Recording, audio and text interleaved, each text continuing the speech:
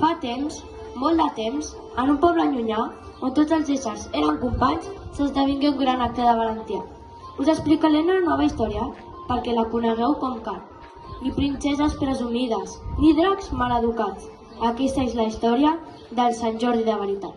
Vet aquí el gran castell, una reina ben estimada, un rei ben majestuós i una princesa amb un aspecte ben diferent.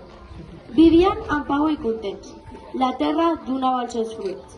L'aire era pur, transparent i els arbres mai estaven buits. El poble era força feliç. Ni tan sols hi havia un soldat. Anys sense cap malentès, el futur estava brut. Però de sobte, aquesta harmonia, en un tres i no res, es va acabar. Un trist i maleït dia al regne. Un drac es va apropar i el poble es va desesperar. No era un drac qualsevol, era un enorme animal. Podia emprendre el vol i fer tota classe de mal, però a la meva princeseta no li farà cap mal. Era gran com dos vaixells, d'un color més fastigós. Tenia els ulls vermells i un nas d'allò ben gros.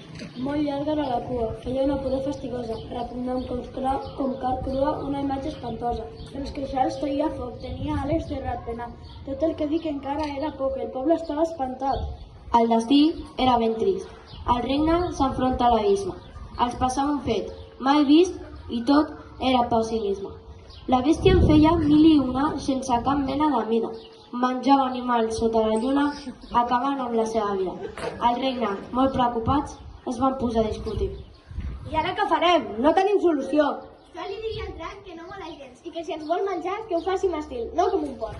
Ho dic de debò, si alguna cosa hem de fer, l'hem de fer ara mateix. Això, deixa de dir tonteries. Què passa? Simplement dic que si ens vol menjar que es dutxi, s'arregli, es pinti les ungles, es maquilli i després que ens mengi. Pensa que potser té gana. No podem trencar la cadena tròfica. Bé, que vosaltres us mengeu el pollastre. Vés-te'n d'aquí i no tornis, i tens el maquillatge. Filleta, fes cas al teu pare. Estem en moments de desesperació. Jo passo, a mi no compteu. No m'enteneu, adeu. Torna aquí ara mateix. En escoltar aquella sentència, la reina es va desesperar, però amb el poble com a audiència, la reina va proclamar: Hem de parar la fúria del drac. Un sacrifici li haurem de donar. Cada dia un de nosaltres resignat s'oferirà per la gana acabar-li. I qui serà el sacrifici de cada dia?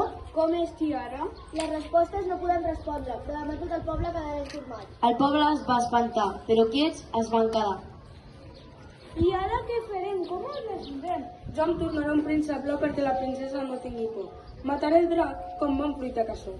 Tranquil, Ferri, que tu no ets ningú fruiter blau. Ets un fruiter amb el cabell desperdigat, enamorada princesa sense sentiments. Com t'atreveixes a dir això? La princesa és la reina del món. Tot cor és petit, menys el meu, esclar. La paraula del sobirà era llei. Des d'aquell moment, cada dia, a trenc d'alba, ni el nom de la reina, un a la bèstia s'oferirà. Per sorteig, tots es triaven. Et podia tocar tu o el rei i el sacrifici se n'anava. Aquells dies van ser horrorosos. Cada cop en quedaven menys. Fins que un dia, oh incertesa, la sort es va perdre.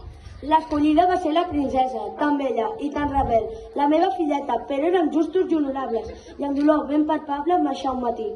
Oh pare, oh mare, me n'he d'anar. El destí m'ha triat i la sort m'ha abandonat. No hi podem fer res. Oh no, filla meva, et trobarem molt a faltar. Adéu. Adéu, perla dolça, que tinguis molta sort. La princesa, feliç i valenta, a l'encontre del drac se'n va anar. Sense por i amb empenta, així es va sacrificar. Va ser un dia mac i pudor. El regne impunit va quedar, sols un miracle la podia salvar. Oh cels, oh terra, quin mal! Qui es podia a la bèstia enfrontar? Més que un miracle cap dalt, un boig que hi pogués lluitar, es preguntaven tots, tristament i sense cap esperança. Quan de sobte va aparèixer un genet per ponent, amb un briós cavall marró i cuirass. Jordi es deia l'heroi valent, duia l'armadura, llança i espasa. I és aquell coroner? No ho sé, però quin cavall més bonic, quina elegància! Quina elegància la de Frància! On és la princesa? M'han dit que està en perill. Nosaltres som els pares de la princesa. A la nostra filla li ha tocat anar a la cova del drac. I on és el drac? És allà, a prop del llac. Tu, princesa pacotilla, que em vols prendre el xerrac, jo salvaré la princesa. No se'n refia gaire. El cavall, espantat, olora la perfum del gegant. A poc s'interna per la vall amb l'alè d'un fil penjant. Al llac les empremtes es troben. La terra està ben cremada. El rastre el porta a una cova i s'atura just a l'entrada. Vine aquí, bèstia brutal. mal. Aquest és el teu darrer dia. I tu què fas aquí? Arxa, vés-te'n corrent, si no vols acabar engolit. La pregunta és què hi fas tu aquí? Et penses que salvaràs a la princesa, mataràs el drac? Va, home. Què? Això? Què fas, mil homes? Que vols que es morin totes dos? No, ja puc sola. Què passa? Em veus incapaç? Marxa, cavaller, si no vols acabar engolit. La princesa i tu sereu meus. Ai, quina por. Et repto a un combat. Si guanyo, us mato a tu i al drac. Si no ens mateu a mi i a la princesa. D'acord, quan vulguis. Què pot passar? Sóc la reina dels combats. Què? Jo i el drac no podem opinar? Oh! Diu que vol opinar com la princesa. Calla ja, ets un impertinent. No! Diu que si tens crispetes ara. Què vols que et portem un traïtor? Oh, cobrissó, espera, un moment. Primer, Què vols, Carleta? crispetes, sisplau. Es va mirar diabòlicament, va preparar-se lentament per una batalla també i va començar. 3, 2... Espereu, les crispetes estan a punt d'arribar. Aquí tenim una també. Gràcies. 3, 2, 1...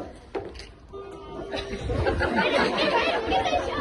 Sembla que encara estigueu al segle XII. És que som al segle XII. I què és? Que en aquest país estàs i antiquai que nadie ve la peu. No sabeu ballar. Apreneu.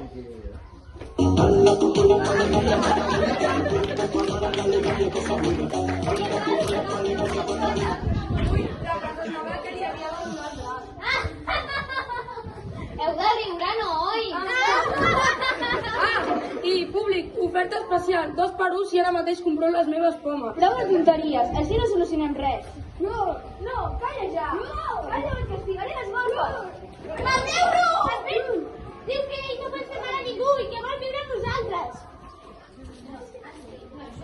No, diu,